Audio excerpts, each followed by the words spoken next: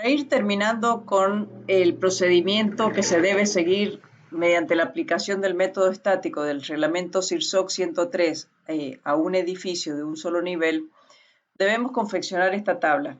¿En qué consiste? En esta tabla son diferentes columnas que nos permiten llegar a determinar cuál es la fuerza sísmica máxima que va a absorber cada elemento estructural que se encuentra en cada dirección, de cada uno de los pórticos que están en la dirección X y de cada uno de los muros que se encuentran en la dirección Y. Es decir, cuál es la máxima fuerza que va a absorber cada elemento por torsión y por corte. Entonces, confeccionamos esta tabla porque así como venimos trabajando con tablas, es mucho más sencillo poder analizar los valores que nos están dando. Entonces, ¿cómo hacemos? En esta primera columna volcamos los mismos datos que encontramos, que obtuvimos antes en la columna, en la tabla donde obtuvimos rigideces relativas. A ver si lo podemos ver.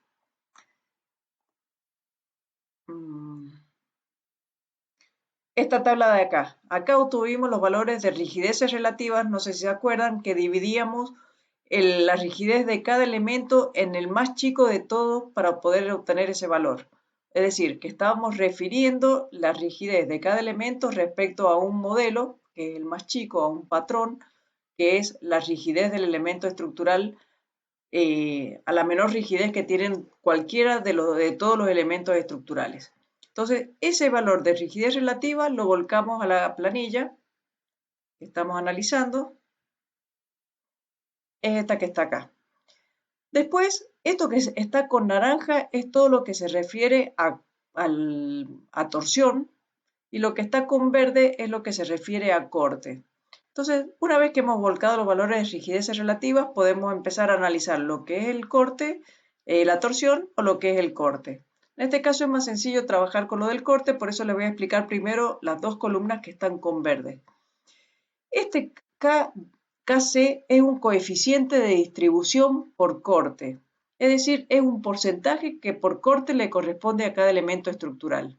Entonces, ¿cómo se obtiene? Dividiendo la rigidez relativa de cada uno de los elementos estructurales en la rigidez relativa de todos los elementos que se encuentran en esa misma dirección. En este caso es 1,33 dividido en 3,66, da 0,363, el mismo valor acá, y acá es 1 dividido en 3,66, 0,274.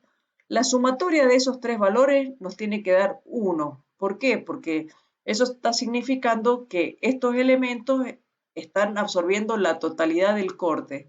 Y acuérdense que también dijimos que el corte es absorbido por los elementos que se encuentran en esa dirección. Por eso acá cuando dividimos en la rigidez relativa, estamos dividiendo en la sumatoria de las rigideces relativas de todos los elementos en esa dirección. Acá pasa lo mismo. Dividimos la rigidez relativa de M1 en la sumatoria total de estos cuatro elementos y nos da 0,3, lo mismo ese otro valor, y 53,3 dividido en 0,2 en 269,6 nos da 0,2, 0,2, sumamos todo y da 1. Es decir, que el 100% de la fuerza sísmica está absorbida por corte en esos elementos de cada dirección. ¿Y cómo se obtiene el FC o la fuerza por corte? Multiplicando este valor del K de corte por la fuerza sísmica. Bueno, se me han desplazado acá las flechitas. Acá fuerza de corte, que es esta que estamos encontrando. Esta de acá es la fuerza sísmica por el K de corte. Entonces, este valor multiplicado por la fuerza sísmica en X que ya habíamos obtenido, nos da 653,4. O sea, 0,363 por 18, 653,4. Lo mismo el pórtico 2 y después el pórtico 3. Entonces, es el K de corte por los 18, 4,932. Obviamente, como estos son porcentajes de la fuerza sísmica que se encuentran en esa dirección, si sumamos todos los valores nos da 18, o sea, nos da la fuerza sísmica. En este caso pasa lo mismo, es cada uno de estos K de corte multiplicado por 23, nos da la fuerza sísmica por corte en cada elemento estructural y la sumatoria de esos elementos nos debe dar los 23 toneladas, que es la fuerza sísmica en la dirección I. Vamos a ver, entonces hasta ahí tendríamos la fuerza por corte. Ahora vamos a analizar lo que está pasando con esto que está en color naranja, que es la fuerza generada por la torsión de cada elemento estructural. En la primera columna tenemos DII o DXI. Esta es la distancia que existe entre el eje del elemento estructural y la coordenada, ya sea en Y o en X, del centro de rigidez. Acá lo vamos a ver más fácil. Es decir, es la separación entre el eje del elemento estructural y el centro de rigidez. Lo vamos a ver más claro en este gráfico. Acá tenemos los elementos estructurales. En la primera columna estamos analizando los elementos en X y las direcciones se toman perpendicular a los elementos. Entonces, para los elementos en X tenemos dirección en Y. Entonces, por ejemplo, para el pórtico 1, que es este que está acá, las columnas eran de 20 por 20, por lo tanto el eje del pórtico está a 0,10. Entonces, 0,10 menos los 3,34, que es la coordenada en Y del centro de rigidez, esa distancia es menos 3,24. Veamos si es cierto. Menos 3,24. ¿Bien? ¿Y por qué? Porque el elemento estructural está por debajo del centro de rigidez, por eso nos da un valor negativo. El pórtico 2 y el pórtico 3 nos debería estar dando valores positivos porque están por encima del centro de rigidez. Entonces, el pórtico 2 es 3,90, la distancia que hay desde acá hasta el eje X. 3,90 menos 3,34 da 0,56 positivo, es decir, 0,56 es la distancia que hay entre el eje de este elemento estructural y el centro de rigidez. 3,90 menos 3,34, 0,56. Vamos al otro pórtico, el pórtico 3, que se encuentra a 6,90 respecto del eje X. Recordemos que la longitud total de la planta era 7 metros, menos los 10 del espesor de la mitad de la columna, 6,90.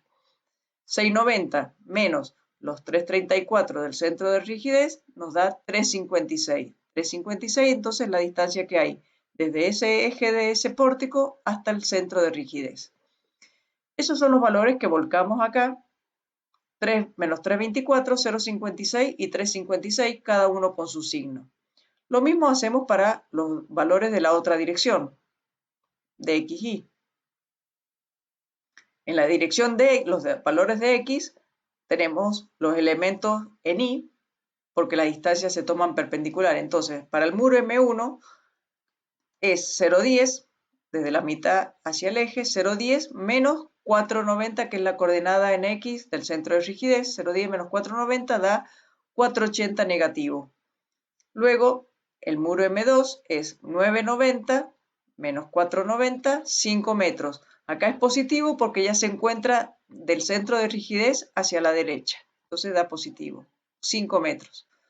Luego tenemos para el muro 3, desde el centro del eje del muro hasta el eje Y, 260 menos 490 da un valor negativo, menos 230, porque se encuentra a la izquierda del centro de rigidez. Y el muro M4, es 690 menos 490, 2 metros positivos. Esos son los valores que debemos entonces volcar en la planilla acá, en las distancias que hay entre los ejes de los elementos estructurales y el centro de rigidez. En esta otra columna multiplicamos rigidez relativa por la distancia de Y, es decir, multiplicamos los datos de esta columna por esta columna. Entonces 1,33 menos 3,24 da un valor negativo. También debemos seguir respetando los signos en esta columna.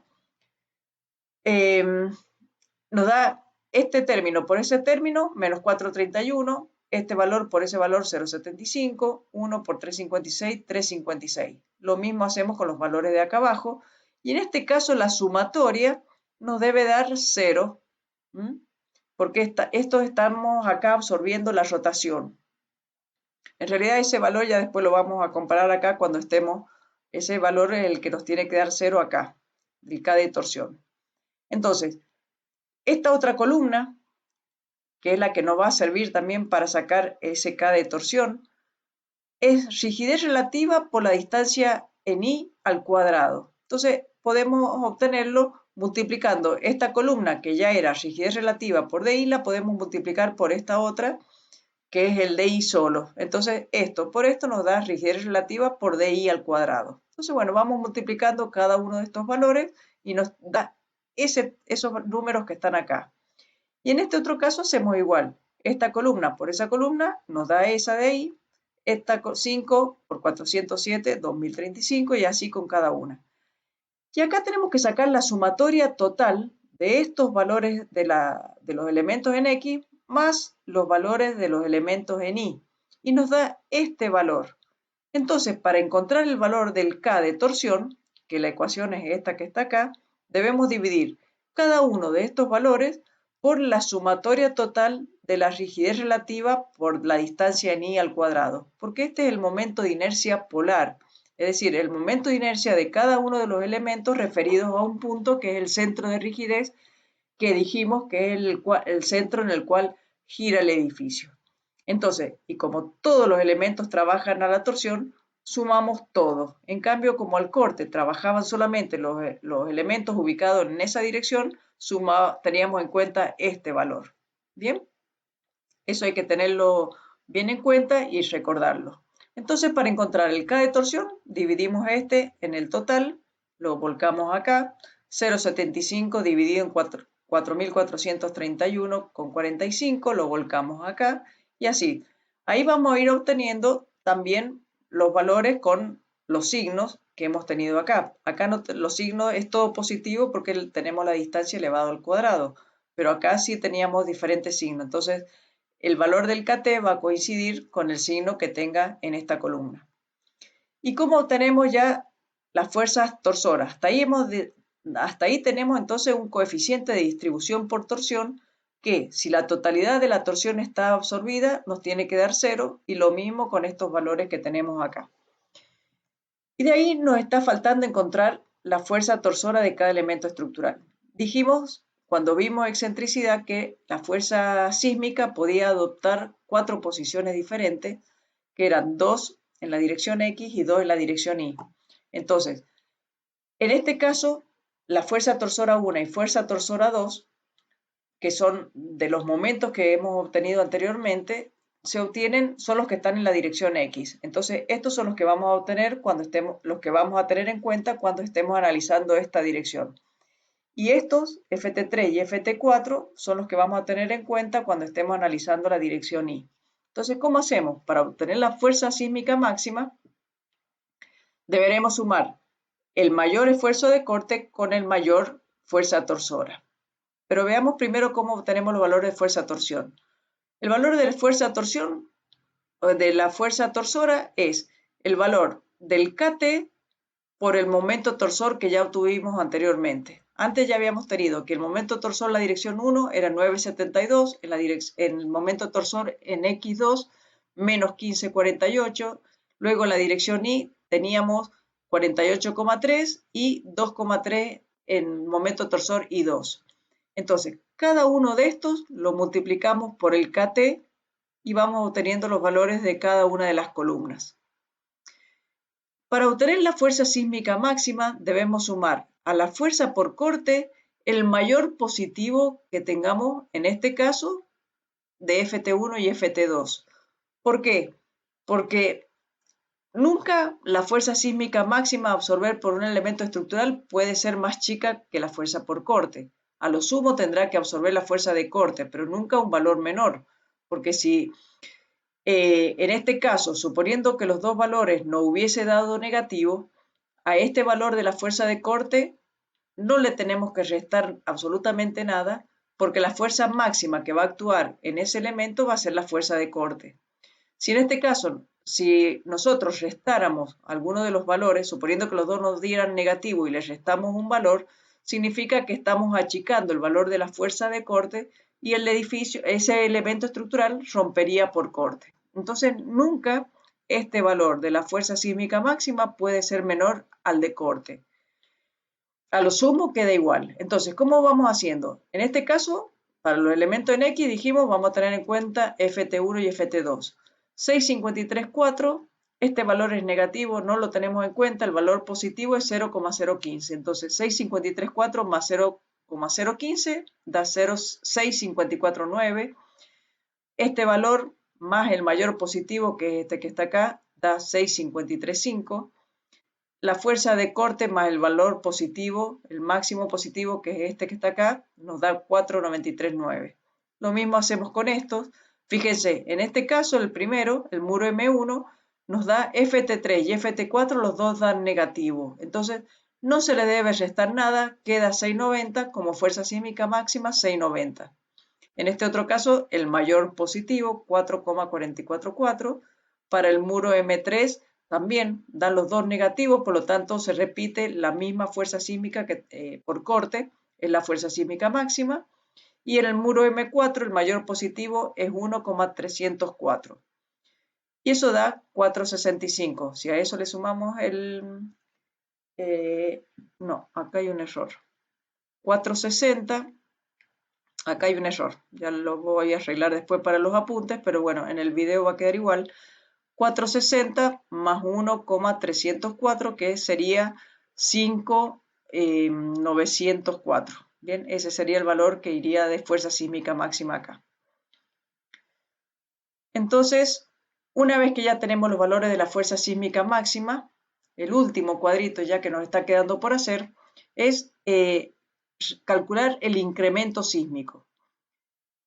Perdón, antes de ver un pequeño análisis de la tabla anterior, acá vemos que el muro M2 es el muro que tiene mayor fuerza sísmica porque era uno de los muros que tenían mayor rigidez y además el muro que está más alejado del centro de rigidez. Por lo tanto, es el que tiene mayor fuerza sísmica y me olvidé de decirles con anterioridad también.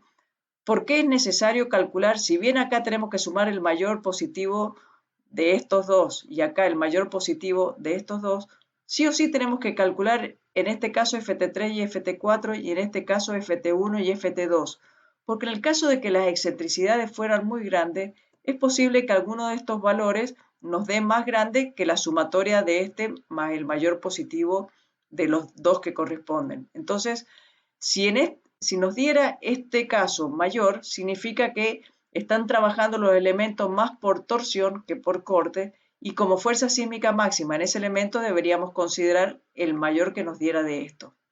¿Está claro? Entonces, debemos sumar, por ejemplo, para los elementos en X, el mayor positivo que corresponda a cada elemento de FT1 y FT2, pero debemos comparar con FT3 y FT4. Si FT3 o FT4 nos da mayor que la sumatoria de este más el mayor positivo, como fuerza sísmica máxima va ese valor de FT3 o FT4. De todos modos, para los modelos, los ejemplos que estamos viendo nosotros, justamente para emplear el método estático tenemos que tratar de que la excentricidad no sea muy grande. Entonces, lo más seguro es que en estos casos, en estas tablas que nosotros vamos a hacer, estos valores sean menores que la sumatoria de estos dos. Y por último, ya lo que nos estaría quedando es calcular el incremento sísmico, que el incremento sísmico es reemplazar el momento producido por la fuerza sísmica por una cupla de fuerzas que están actuando en cada una de las columnas que se encuentran en los extremos de los muros. Este cálculo lo hacemos solamente para muros. Entonces, ¿qué es lo que estamos haciendo? Esa fuerza sísmica está generando un momento que es igual al producto de la fuerza sísmica por la altura total, porque ese muro está girando alrededor de este punto. Entonces, fuerza sísmica por esa distancia, que es la altura del muro más la altura del cimiento, nos da ese momento. El incremento sísmico es reemplazar ese mismo momento con un momento igual, pero producido por fuerzas que están ubicadas en las columnas. Es decir, hay una cupla de dos fuerzas iguales separados por una distancia, que es la longitud del muro, que nos está produciendo un momento que es exactamente igual al momento producido por la fuerza sísmica. Entonces, ¿cómo lo calculamos? ¿Y para qué nos va a servir tener ese valor de incremento sísmico? Y porque esta columna que está soportando una cierta carga vertical que ya viene de los elementos de los pesos que tenga por encima de ella, además se ve afectada por esa fuerza sísmica que le está aumentando la fuerza que debe soportar. Entonces, por eso se denomina incremento sísmico. Es una carga adicional que está teniendo esa columna a todas las cargas gravitatorias que viene trayendo. Entonces, ¿cómo lo calculamos? Y la fuerza sísmica máxima, que es la que acabamos de obtener de la tabla anterior, la volcamos acá. Acá tenemos altura de muro más altura de cimiento, que es la misma para todos los muros de esa dirección. En este caso es 3,30. El momento de vuelco entonces es la fuerza sísmica por la altura. Fuerza sísmica por la altura, en este caso 22,77, 37,42, 4,60 por 3,30, 15,18 y 4, bueno, este valor el que va a estar distinto. Ahí tenemos los momentos de vuelco. ¿Qué es esto que tenemos acá? Si ese momento de vuelco, sabemos que el momento es una fuerza por una distancia, entonces si ya tenemos el valor del momento, lo dividimos en la distancia, que es la longitud del muro, que son los 4 metros o los 3,20 en el caso de estos dos muros, vamos a obtener el valor de la fuerza, que es el incremento sísmico. Entonces, el valor del momento dividido en la longitud nos da incremento sísmico, momento dividido en la longitud, el incremento sísmico. Entonces, recordemos que el incremento sísmico es una carga adicional que van a tener las columnas que están ubicadas en los extremos de los muros, que deben soportar la fuerza del sismo. Y ya para concluir, este es el caso 1 que acabamos de terminar de analizar. Este caso ha trabajado muy bien. Los dos centros se encuentran muy próximos, con lo cual verificó la excentricidad. Además, tenemos que los muros de mayor rigidez también se encuentran en el perímetro de la planta, con lo cual trabaja muy bien a la torsión. Y en general es una planta bastante simétrica, una planta bastante regular. Entonces, es una planta que ha trabajado muy bien a la fuerza sísmica. El caso 2, no sé si lo recuerdan, era la misma planta, solamente que cambiábamos en esta parte del pórtico 3, a este tramo le colocábamos un muro de mampostería, es esta planta que tenemos acá, el resto lo mantenemos igual con las mismas dimensiones, y el procedimiento para calcular tanto centro de gravedad como el centro de rigidez es el mismo. Entonces, como dijimos que el centro de gravedad solamente varía en función de la planta, porque estamos considerando peso uniforme, el centro de gravedad estaría ubicado en el mismo lugar, exactamente el mismo lugar que en el caso 1. Pero ¿qué pasa con el centro de rigidez? Hacemos todo el procedimiento igual que como lo hemos explicado antes y centro de rigidez nos da estas coordenadas que si lo ubicamos en la planta, fíjense, se fue hacia el lugar donde teníamos la mayor rigidez, el muro que acabamos de agregar, que es mucho más rígido que los pórticos que estamos teniendo en esta dirección. Entonces, eso es muy importante que recordemos que en una misma dirección no conviene, no nos sirve de nada mezclar muros con pórticos porque la mayor rigidez se la lleva el muro y por lo tanto los pórticos prácticamente no trabajan.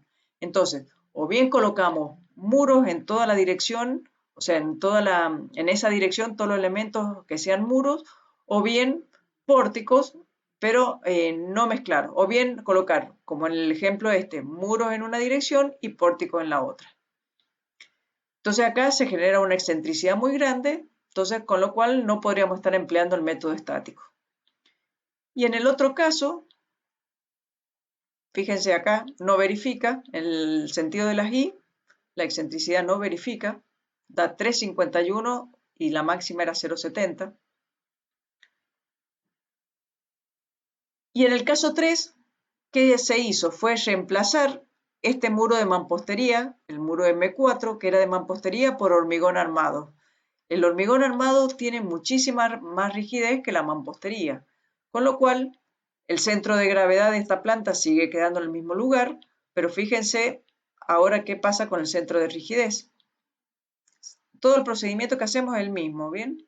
El centro de rigidez, que en un principio estaba de este lado del centro de gravedad, ahora se trasladó más cerca del muro M4 porque es el que tiene más rigidez. En este caso sigue verificando porque la excentricidad sigue estando dentro de los límites permitidos, del 10% de la longitud en planta.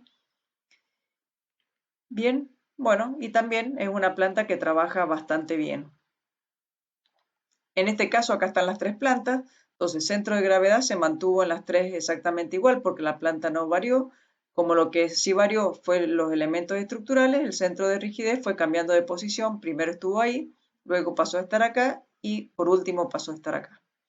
Bien, con esto tendríamos por terminado el método estático para calcular una edificación frente al sismo.